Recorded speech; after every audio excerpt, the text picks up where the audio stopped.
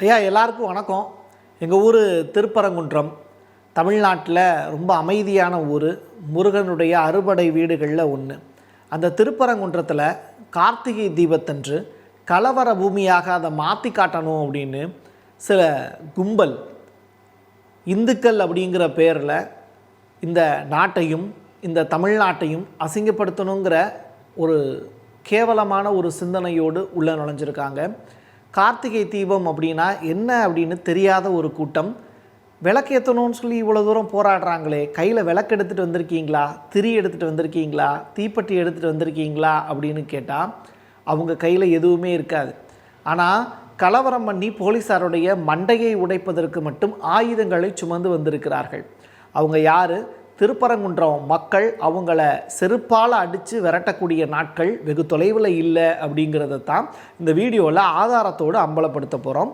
திருப்பரங்குன்றம் மக்கள்கிட்ட போய் நீங்கள் நேரடியாக கேட்டிங்கன்னா அவங்களும் இதே பதில் தான் சொல்லுவாங்க.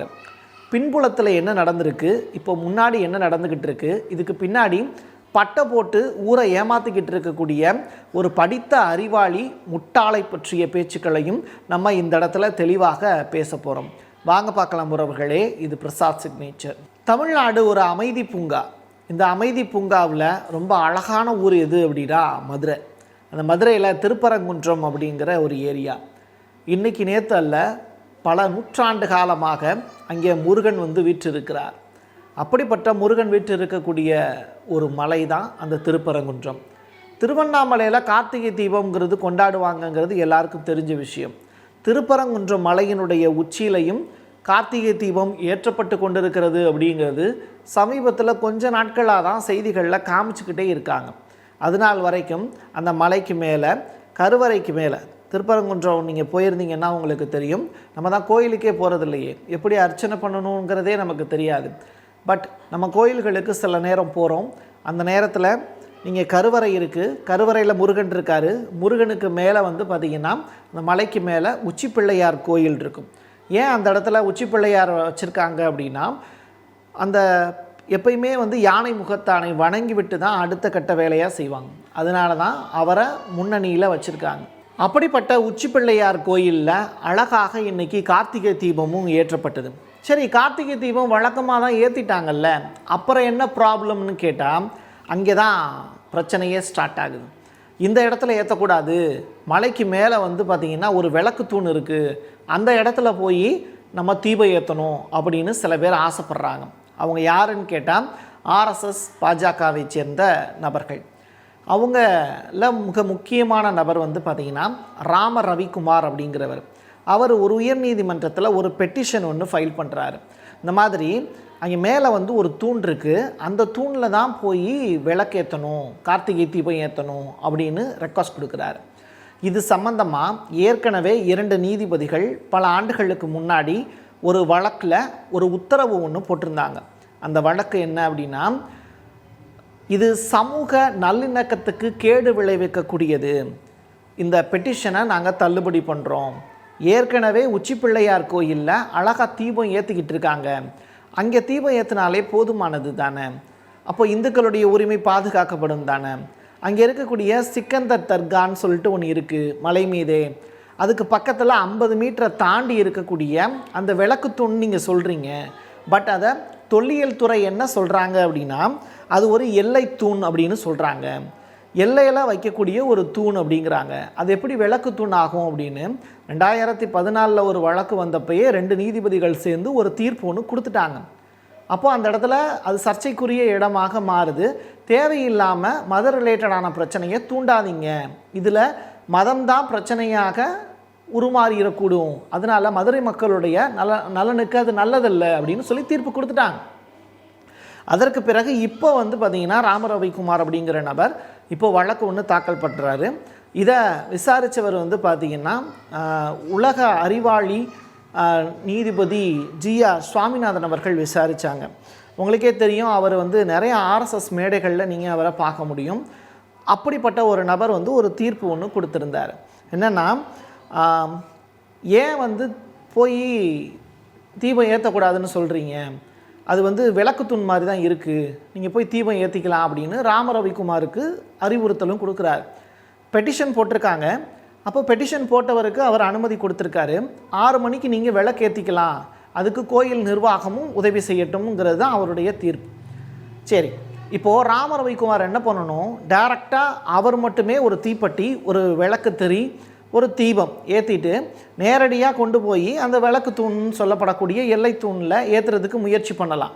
அப்படி அவர் ஒருவர் மட்டுமே வந்திருந்தார்னா தமிழ்நாடு அரசு அவருக்கான அனுமதியை கொடுத்துருக்கும்.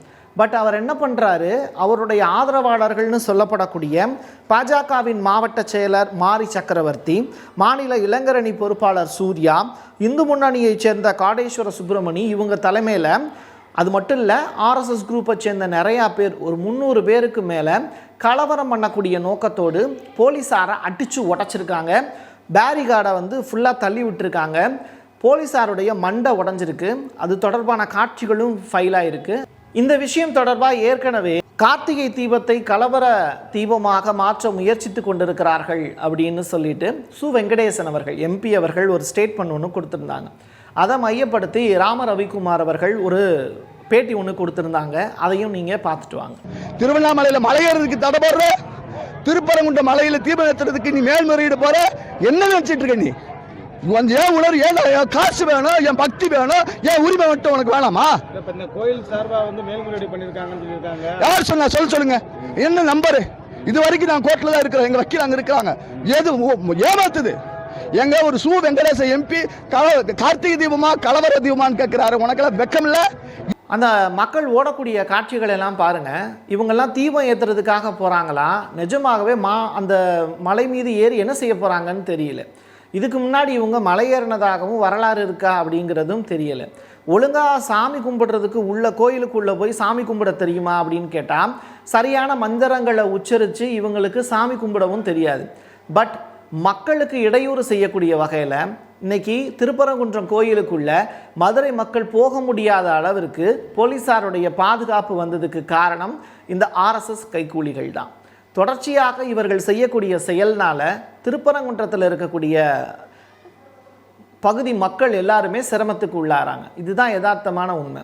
நீங்கள் மதுரை மக்கள்கிட்ட போய் யார்ட்டையாவது கேட்டிங்கன்னா, அந்த மேலே வந்து விளக்கு தூண் இருக்காம்ல மலைக்கு மேலே, அங்கே போய் விளக்கேற்றுறதுக்கு அரசு அனுமதி கொடுக்க மாட்டாங்களாம்ல, அப்படி போய் கேட்டிங்கன்னா, ஏங்க நீங்கள் என்ன இப்படிலாம் பேசுகிறீங்க, நீதிபதி ஒரே ஒரு நீதிபதி ஒரு தீர்ப்பு சொல்லிட்டாரு அப்படின்னா அது சரியாயிடுமா? அது தொல்லியல் துறையே வந்து எல்லைத்தூண் தான் சொல்லியிருக்காங்க, எங்கள் ஊருடைய எல்லைத்தூண் அதுதான் அப்படின்னு தான் சொல்லுவாங்க. அது மட்டும் இல்லை, விளக்குத்தூணில் போய் ஏற்றலாம், தீபம் ஏற்றலான்னு சொல்கிறீங்க. மதுரையில் விளக்குத்தூண்ணே ஒரு ஏரியா இருக்குது. அப்படி பார்க்கும்போது விளக்குத்தூண் பகுதியில் எல்லாத்துலேயுமே இந்த ஆர்எஸ்எஸ் நபர்கள், பாஜகவை சேர்ந்த நபர்கள் போய் விளக்கேற்றலாமே. மதுரையினுடைய விளக்குத்தூண் ஏரியா முழுவதுமே போய் விளக்கேற்றலாமே. அப்படி இருக்கும்போது மலைக்கு உச்சிக்கு மேலே போய் தான் நான் ஒரு விளக்குத்தூண் வச்சுருக்காங்க, அதுதான் விளக்குத்தூண் சொல்லிட்டு ஒரு படத்தில் ஒரு டயலாக் ஒன்று வரும். விவேக் ஒரு படத்தில் ஒரு சாதாரண ஒரு கல் ஒன்று இருக்கும். அந்த கல் வந்து பார்த்திங்கன்னா மயில் கல். அதில் வந்து ஒருத்தன் துண்டு ஒன்று கட்டியிருப்பார். அப்போது வையாபுரி வந்துட்டு இதான் என் குலசாமி அப்படின்னு சொல்லிட்டு சொல்லுவாப்புல. ஏமா அதை விவேக் வந்து பார்த்துட்டு, டே இதாடா உன்னோட குலசாமி அப்படின்னு சொல்லுவார். அதனால் ஆமாம் இதாடா என் குலசாமி, போன வருஷம் வந்தப்போ தள்ளி விட்டுட்டு போயிட்டேன், இப்போ இங்கே கிடக்கு அப்படின்னு. டேய் நல்லா பாடுறா, இதை கிளச்சி விட்டு பாரு, இது வந்து மயில் கல்றான், எவனோ ஆய் போனவன் அந்த துண்டை வந்து பார்த்திங்கன்னா மயில் கல்லில் கட்டியிருக்கான் அப்படின்னு ஒரு காமெடி வரும். இது வந்து நான் ஒரு காமெடிக்காக தான் பதிவு சொல்கிறேன். ஆனால் இதை நீங்கள் இதோடு சேர்த்து பொருத்தி பார்க்க வேண்டிய தேவை கிடையாது. ஒரு விஷயத்தை நீங்கள் இதில் யோசித்து பார்க்கலாம். தொடர்ச்சியாக சாமி கும்பிடுவதற்கு இடையூறு செய்யக்கூடிய நபர்கள் தான் இந்த மாதிரியான சேட்டைகள் செய்வாங்க. நிஜமாகவே சாமியை நேசித்து சாமியை கும்பிடணும்னு போகக்கூடியவங்க முருகனுடைய அருளை வேண்டி அருணகிரிநாதர் பாடிய எத்தனையோ பாடல்கள் இருக்குது. அந்த பாடல்களை பாடி அமைதியாக சாமி கும்பிடுவாங்க. இப்படி ஆர்ப்பாட்டம் பண்ண மாட்டாங்க, கலவரம் பண்ண மாட்டாங்க. அதுதான் யதார்த்தமான உண்மை. இது தொடர்பாக மதுக்கூர் ராமலிங்கம் அவர்கள் சில ஸ்டேட்மெண்ட்டை பதிவு செஞ்சிருந்தாங்க. அதையும் பார்த்துட்டு வாங்க. இதே மதுரைக்கு மெட்ரோ ரயில் இல்லைன்னு சொன்னப்ப இந்த இந்துத்துவ அமைப்புகள் எங்க போனாங்க? கீழடி அகழ்வாய்வை வெளியிடக்கூடாது என்று சொன்ன பொழுது இந்த இந்துத்துவ அமைப்புகள் எங்க போனாங்க? மதுரை எய்ம்ஸ் மருத்துவமனை இதோடு அறிவிக்கப்பட்டதெல்லாம் கட்டி முடிக்கப்பட்டு இயங்குகிறது. இதுவரை ஒரு பேச்சே முடிச்சுட்டு போயிட்டாங்களே, இதுவரை ஏன் திறக்கவில்லை? இவர்களுக்கு மதுரையை பற்றியும் கவலை இல்லை, தமிழை பற்றியும் கவலை இல்லை, மக்களை பற்றியும் கவலை இல்லை. சிபிஎம் கட்சியைச் சேர்ந்த கே கனகராஜ் அவர்கள் ஒரு ஸ்டேட்மெண்ட் ஒன்று கொடுத்திருந்தாரு. அதை நான் உங்களுக்கு காமிக்கிறேன். ஜுடிஷியல் இன்டிசிப்ளின் அப்படிங்கிற வார்த்தையை பயன்படுத்தியிருக்காரு. யார் மேலனா இந்த நீதிபதி ஜிஆர் சுவாமிநாதன் அவர்கள் மேலே அந்த வார்த்தையை பிரயோகப்படுத்தியிருக்கார். ஈரை பேனாக்கி, பேனை பெருமாளாக்கி, பெருமாளை கலவர பொருளாக்கக்கூடிய கலை இதுதானோ அப்படிங்கிற கேள்வியை சொல்லியிருக்காரு. மதுரை அமைதியான நகரம், அது அப்படியே இருந்து விட்டு போகட்டுமே அப்படிங்கிற ஸ்டேட்மெண்ட்டையும் சொல்லியிருக்கார். இதற்கு மேலே ஜிஆர் சுவாமிநாதன் அவர்களுக்கு பதில் சொல்ல முடியாது. நீங்கள் 6 மணிக்கு மேலே 6:05 ஆயிடுச்சு அப்படின்னா நீதிமன்ற அவமதிப்பு வழக்கு தொடர்ந்து இவ்வளவு பேரை கலவர பூமி ஆக்குறதுக்கான வாய்ப்புகளை ஏற்படுத்தி கொடுக்குறீங்களோ அப்படிங்கிற அச்சம் மதுரை மக்களுக்கு நிச்சயமாக இருக்குது. ஏன்னா அதிகாரம் இருக்குங்கிறதுக்காக நம்முடைய பூமியை கலவர பூமியாக மாற்ற முயற்சிப்பது எந்த வகையிலையும் சரியில்லை. சரி, இப்போ அந்த விளக்குத்தூண் நீங்கள் சொல்லப்படக்கூடிய இடத்துல விளக்கேற்றுறதுல இவ்வளோ பெரிய பிரச்சனை வரும் அப்படின்னா 6வது அறிவை பயன்படுத்தி நம்ம யோசிக்கணும்ல. அப்போ அந்த ப்ராப்ளத்தை எப்படி ஹேண்டில் பண்ணுறது அப்படின்னு படித்த அறிவாளிகள் யோசிக்கணும்ல. அதை ஏன் செய்யாமல் இருக்காங்க அப்படிங்கிற டவுட்டு பொதுமக்களாகிய நமக்கு இருக்குது. இப்போது மதுரையில் என்ன தெரியுமா சுச்சுவேஷன்? 144 தடை உத்தரவு போட்டிருக்காங்க. மக்கள் யாருமே 4 பேருக்கு மேலே சேர்ந்து கூட போக முடியாது. குடும்பத்தோட கார்த்திகை தீபத்தின் அதிகமா மக்கள் சாமி கும்பிட போவதற்கு கூட தடை விதிக்கப்பட்டிருக்கு. இப்படி ஒரு துர்பாக்கியமான நிலைக்கு மதுரை மக்களை தள்ளியிருக்கிறது யாருன்னா RSS பாஜகவை சேர்ந்த உறுப்பினர்கள் தான்.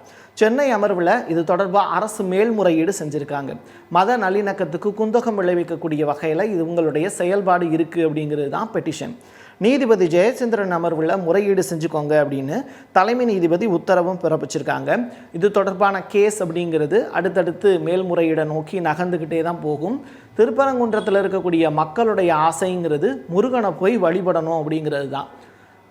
இங்கே இந்துக்களும் இஸ்லாமியர்களும் அன்போடும் அமைதியோடும் தான் வாழ நினைக்கிறோம். ஆனால் ஓட்டு வேணும் அப்படிங்கிறதுக்காகவும் ஏதாவது சொல்லி இந்த மக்களை குழப்பத்துக்கு உண்டாக்கணுங்கிறதுக்காகவும் வெளியில் இருந்து, மதுரையில் இல்லை, வெளி மாவட்டத்தில் இருந்து, வெளி மாநிலங்களில் இருந்து ஆட்களை கூட்டிகிட்டு வந்துலாம் போராட்டங்களில் ஈடுபட வைக்கிறது.